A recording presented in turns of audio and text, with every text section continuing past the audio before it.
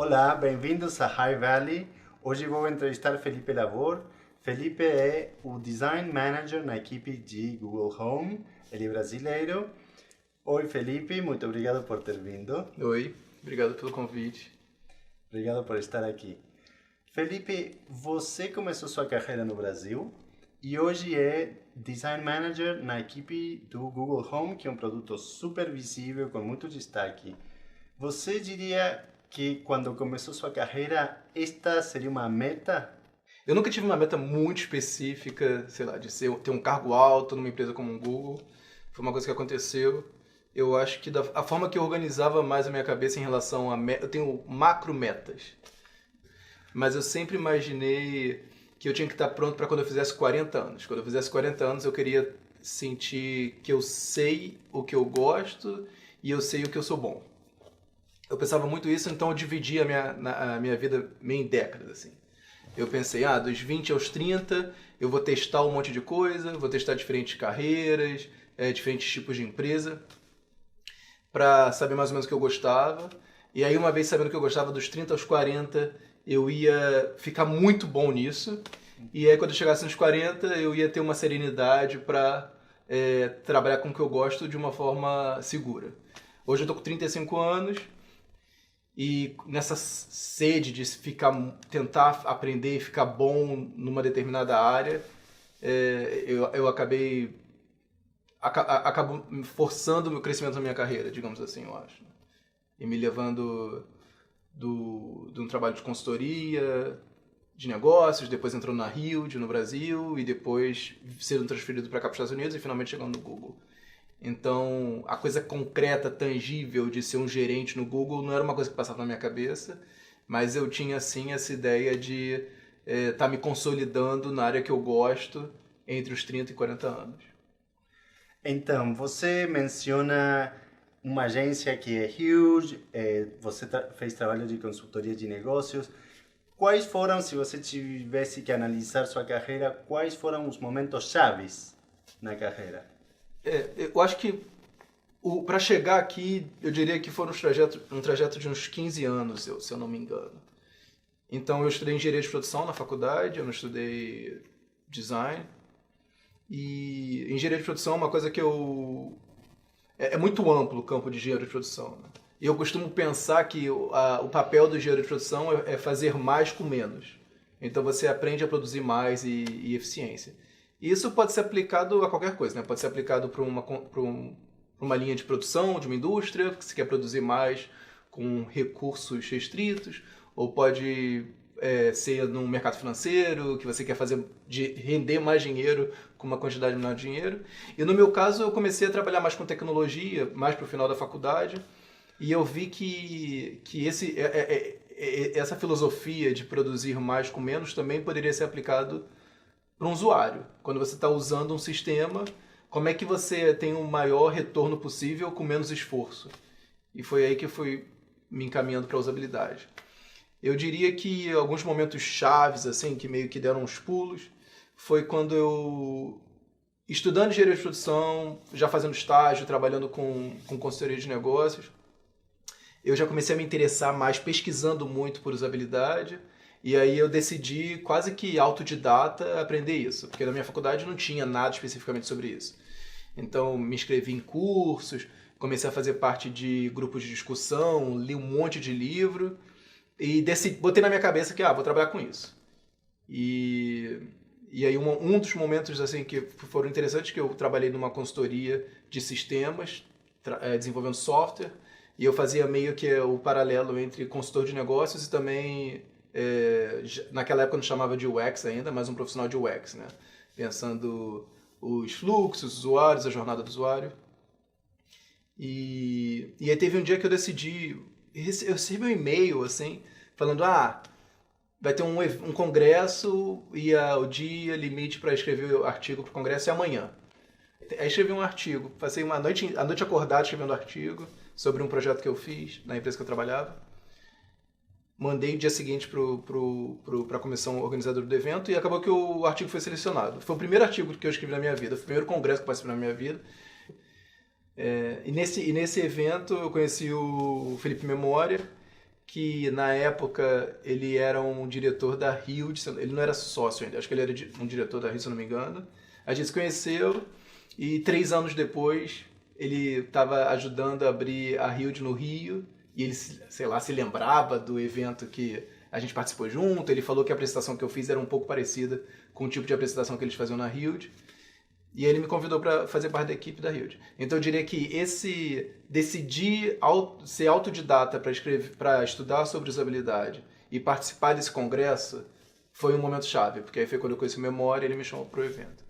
Eu acho que o segundo momento chave foi esse momento de experiência da Hild no Brasil ainda, porque a gente tinha muita pressão, a gente tinha essa questão de querer fazer o mesmo trabalho que a Hild fazia aqui nos Estados Unidos no Brasil, mas ao mesmo tempo lidando com restrição de orçamento, restrição de tempo, de projeto.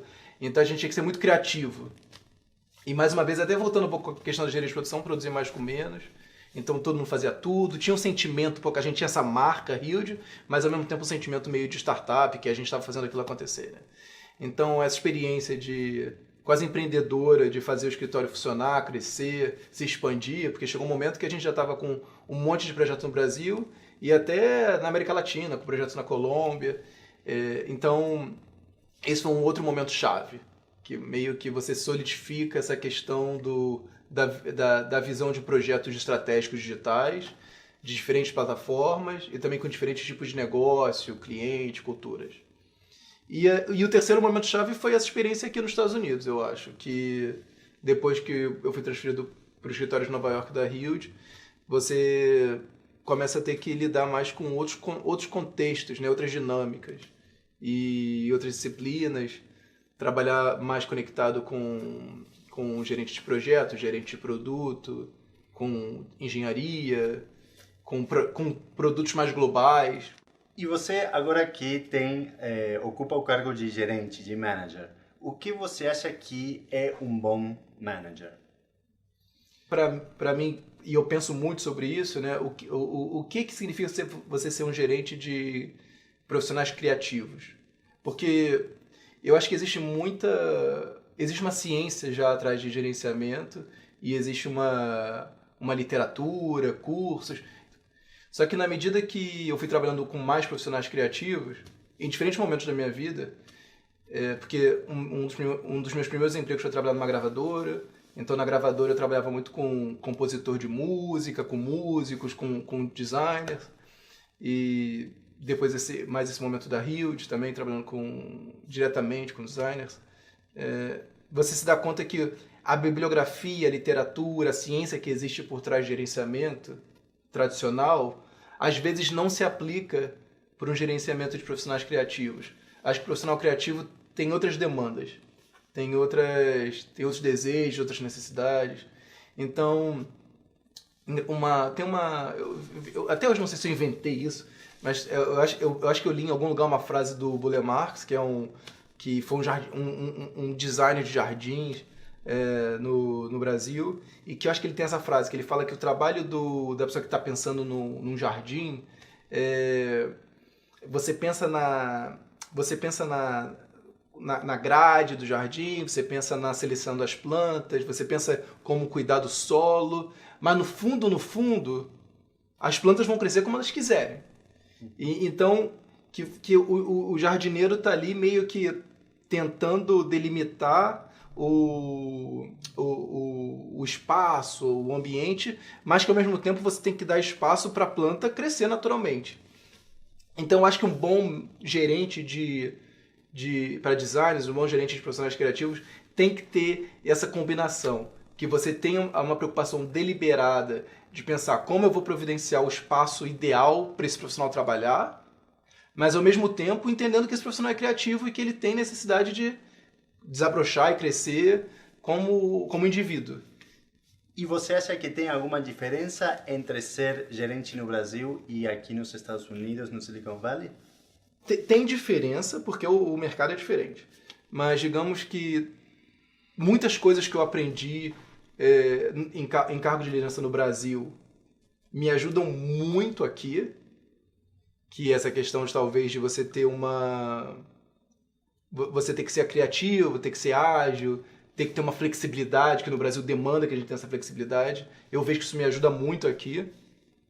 E também eu vejo que tem muitas coisas que eu estou aprendendo aqui que vão ser muito úteis para mim, profissionalmente, mas também se algum dia eu decidir voltar para o Brasil. Eu acho que aqui tem... É um contexto americano e também um contexto do Vale do Silício. O contexto americano é que você está trabalhando o tempo inteiro com gente de muitos lugares diferentes, com muitas culturas, muitos passados, muitas cobranças, muitas demandas. E o que é diferente do Vale do Silício, ou pelo menos no contexto do Google, essa questão que você realmente está pensando, primeiro, um produto que muita gente vai usar, e segundo, que você tem essa oportunidade de lidar com o ciclo de desenvolvimento inteiro, né? Desde a concepção, muito no início do projeto, até o momento ali de você estar lidando no dia a dia com o engenheiro, de desenvolver e lidar com bug, ver como é que vai ser implementado. Então, isso é uma coisa que está muito forte aqui também, né? E que, de certa forma, é lógico que cada empresa vai ter sua cultura diferente, mas que na cultura do Google tem isso de... que são muitas, é quase como se fossem muitas empresas dentro da mesma empresa. Então que você tem que ter uma visão, mas ao mesmo tempo saber ligar as pessoas, saber conectar. E quando você está procurando designers para a sua equipe, o que você espera ver neles? Voltando até na pergunta anterior, um bom gerente, eu acho que consegue ser muito claro em relação às demandas de uma posição específica. Porque, dependendo da posição, você vai precisar de características específicas, né? Para cargos talvez um pouco mais sênior de liderança, que tem 3 tipos de profissionais assim que vão me ajudar de diferentes maneiras, né? Tem um profissional que é mais o conector, que sabe lidar muito bem com... É um profissional de design, entende design, mas ao mesmo tempo entende de projeto. Entende de gerenciamento, sabe lidar com gerente de produto, sabe lidar com desenvolvedor e sabe também lidar com a ambiguidade, sabe lidar com outras equipes. E fazer todo mundo sentir que está trabalhando pelo mesmo projeto, cada um talvez com agendas um pouco diferentes, mas que você alinha. Então tem esse tipo de designer que sabe conectar as pessoas. Tem um outro tipo de profissional que já teve muita experiência desenvolvendo... eu queria falar desenvolvendo sistemas, mas mais no sentido de system design, que entende frameworks e que entende assim, eu preciso desenvolver um framework que vai ter que funcionar muito bem em diferentes plataformas. E que gosta disso, gosta da minúcia, gosta de ter controle, de pensar como que esse elemento vai viver em diferentes telas, em diferentes tamanhos. Ou talvez até num produto que não tem tela, como um speaker. Então tem esse tipo de profissional que pensa em framework. E tem um terceiro, que é muito interessante também, que é um profissional que fica muito empolgado em desenvolver end-to-end, que a gente fala bem do início da concepção de uma feature, até prototipar a feature, testar a feature, e gosta desse ciclo, né, de pensar features específicas. E gosta também de conseguir fazer o design, prototipar e testar. Então eu tenho que entender assim, para essa equipe eu preciso desse papel agora. Então quando eu estou vendo o portfólio, primeiro eu tento ver, óbvio, a qualidade do trabalho, mas a qualidade do trabalho também tem que ser coerente com o tempo de experiência da pessoa.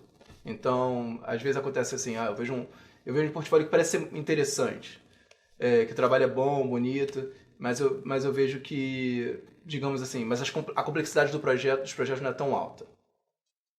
E aí você vai ver o tempo de histórico da pessoa, a pessoa tem muito tempo de experiência, aí eu penso assim, por que ele tem tanto tempo, por que essa pessoa teve tanto tempo de experiência, mas não teve projetos tão complexos ainda? Então eu sempre tento fazer um equilíbrio assim, entre a qualidade do que está sendo mostrado, a complexidade do que está sendo mostrado e o tempo de experiência da pessoa. E eu acho que tem uma questão também da pessoa ser clara no que ela fez no projeto.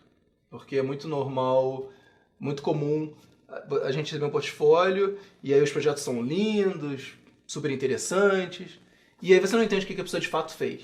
E é lógico, teve uma equipe ali atrás, né? Então é interessante que você vê assim, que tem esse tipo de portfólio que a pessoa não deixa claro o que ela fez, que pra mim já é um red flag. Aí tem um projeto que a pessoa fala qual foi o papel dela, mas fala, fui design lead, ou fui design de interação, qualquer coisa do tipo. E tem o terceiro tipo que a pessoa fala o que fez e fala o resto da equipe. Fala, e trabalhei com 2 gerentes, trabalhei com 3 engenheiros, trabalhei com visual designer, trabalhei com, não sei. Então, para mim, esse é o ideal. E num meio que está constantemente em mudança e transformação, como você se mantém atualizado?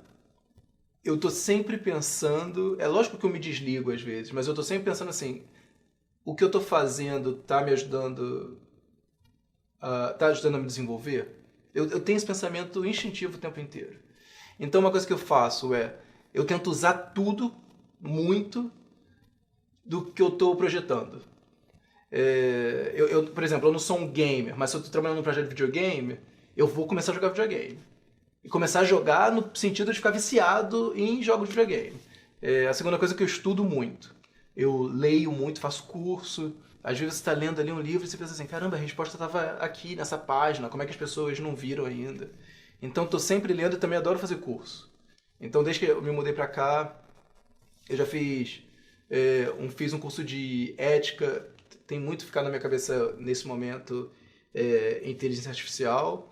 Então eu já fiz um curso sobre ética e inteligência artificial, fiz um curso sobre machine learning, que é até fora do Google. Lógico que tem muito curso no Google que eu também faço, mas eu gosto de me inscrever em curso. Eu gosto do ambiente acadêmico. E a terceira coisa que eu faço aqui é um pouco tangencial, assim, mas que eu acho que me ajuda muito profissionalmente, é que eu gosto muito de, sei lá, de ir a museu. Ou de ir para espetáculo de dança, ou em teatro.